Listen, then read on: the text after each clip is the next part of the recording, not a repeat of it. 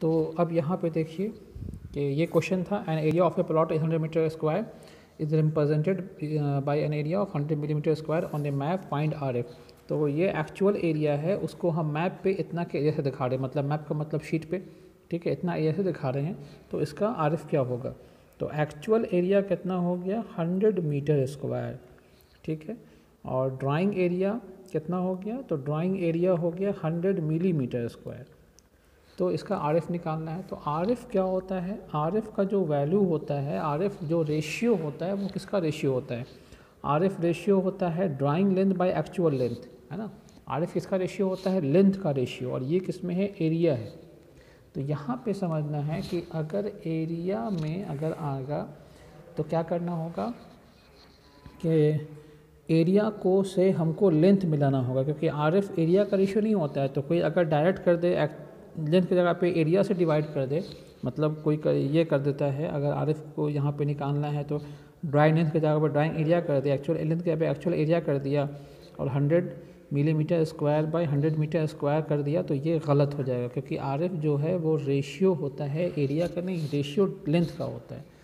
तो लेंथ के रेशियो में हम आरएफ को कैसे बनाएंगे, अगर एरिया दिया हुआ है तो एरिया से लेंथ लाना है, ठीक है। तो एरिया से लेंथ कैसे लाएंगे, तो एरिया से लेंथ लाने के लिए कैसे होता है, तो एरिया यूनिट पे ध्यान देना है कि एरिया का यूनिट क्या होता है, मीटर स्क्वायर या मिलीमीटर स्क्वायर, जब भी होगा स्क्वायर में होगा, ये हो गया एरिया का यूनिट। और लेंथ का यूनिट किस में होता है, मीटर में। तो मीटर स्क्वायर को हम क्या करें इसमें कि जिससे वो मीटर में कन्वर्ट हो जाए, ठीक है। तो क्या करना होगा, तो उसमें स्क्वायर रूट चढ़ाएंगे हम लोग। मीटर स्क्वायर में क्या करना होगा, अगर स्क्वायर रूट चढ़ा दें, मतलब एरिया का स्क्वायर रूट कर दें, एरिया का स्क्वायर रूट करने का मतलब मीटर स्क्वायर का स्क्वायर रूट करेंगे तो मीटर हो जाएगा, नहीं हो जाएगा। तो जब भी एरिया देगा तो एरिया से हमको आरएफ निकालने के लिए क्या करना होगा, लेंथ चाहिए, तो एरिया का स्क्वायर रूट करेंगे, तो स्क्वायर रूट करने पे वो लेंथ में कन्वर्ट हो जाएगा। अब उससे मतलब नहीं कि वो स्क्वायर का एरिया हो, ट्रायंगल का एरिया हो, रेक्टेंगल का एरिया हो, कोई का एरिया हो, ठीक है, उससे मतलब नहीं। सिर्फ ये आपको यूनिट पे ध्यान देना है कि एरिया को यूनिट में कैसे, लेंथ में कैसे कन्वर्ट करेंगे, तो उस पर स्क्वायर रूट चढ़ाना होगा।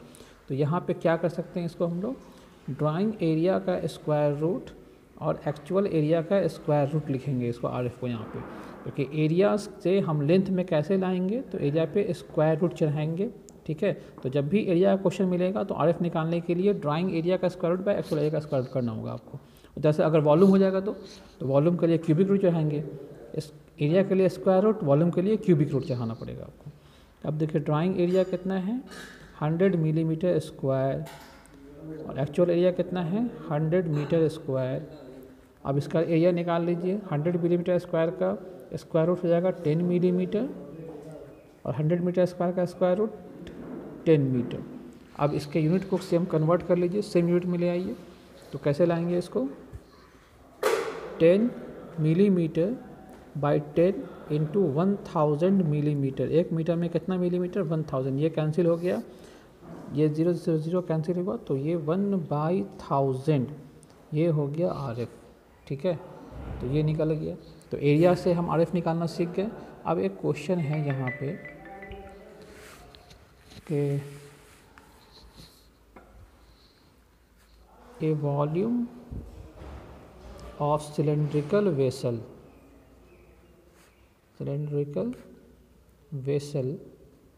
is 27 meter cube is represented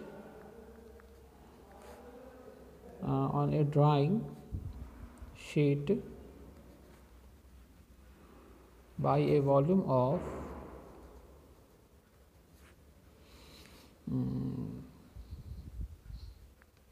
216 millimetre, 216 centimetre cube, ठीक है। तो एक वॉल्यूम है सिलेंड्रिकल वेसल का, जिसका जो साइज दिया हुआ है 27 मिलीमीटर क्यूब, ये मीटर क्यूब ओरिजिनल डायमेंशन है, और शीट पे किससे दिखा रहे हैं हम लोग, उसके वॉल्यूम को 216 सेंटीमीटर क्यूब से दिखा रहे हैं। तो यहाँ पे आरएफ निकालना है, फाइंड आरएफ। तो पहले सॉल्यूशन क्या होगा, आरएफ क्या होता है, आरएफ रेशियो होता है drawing length by actual length का। तो वॉल्यूम से कैसे लाएंगे, तो वॉल्यूम के लिए हमको क्यूबिक रूट चढ़ाना होगा। तो drawing volume by cubic volume, actual volume.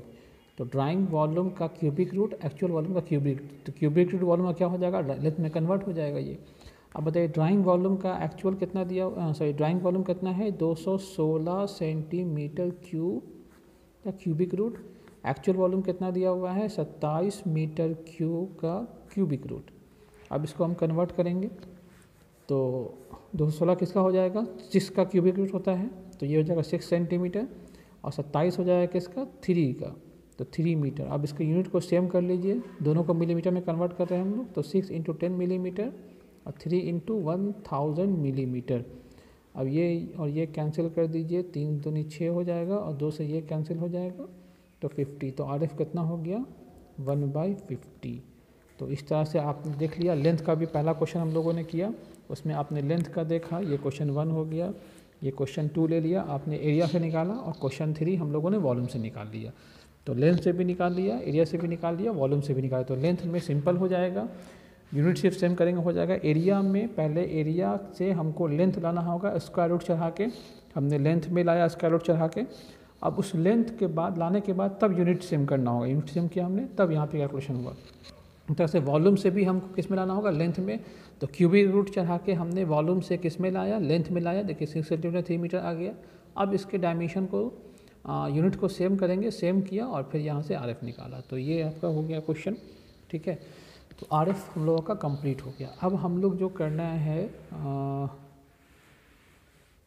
ये नेक्स्ट टॉपिक है types of scale, types of scale according to construction. तो हम लोग को इसमें पहला है प्लेन स्केल, सेकंड है डायगोनल स्केल, और थर्ड है वर्नियर स्केल, फोर्थ होता है कॉम्पेरेटिव स्केल, और फिफ्थ होता है स्केल ऑफ कॉर्ड्स। तो हम लोग को सिलेबस में ये 3 पढ़ना, और भी स्केल होता है लेकिन हम लोग सिलेबस में ये 3 पढ़ना, ये 2 हम नहीं पढ़ेंगे, 2 सिर्फ जान लेंगे क्या होता है, ठीक है। कॉम्पेरेटिव स्केल, ये 2 के बारे में जानेंगे, लेकिन पढ़ना है सिर्फ 3। तो प्लेन स्केल क्या होता है, पहले समझते हैं प्लेन स्केल को। ये किसके अकॉर्डिंग हो गया, ये हो गया कंस्ट्रक्शन के अकॉर्डिंग। और ये जो बताया था हमने टाइप्स ऑफ स्केल, ये था RF के अकॉर्डिंग। तो 2 अलग अलग चीज़ है। RF के अकॉर्डिंग 3 स्केल होता है, रिड्यूसिंग, इनलार्ज और ट्रू स्केल। और कंस्ट्रक्शन के अकॉर्डिंग होता है 5 तरह का स्केल होता है, प्लेन, डायगोनल, वर्नियर, कॉम्पेरेटिव और स्केल ऑफ कॉर्ड्स। तो ये होता है कंस्ट्रक्शन, बनाने के अकॉर्डिंग। अब यहाँ पे ये हम लोग को समझना है कि पहला हम लोग कर रहे हैं कि प्लेन स्केल क्या होता है, ठीक है। तो प्लेन स्केल के बारे में समझेंगे। कहता है क्या प्लेन स्केल, कि ए स्केल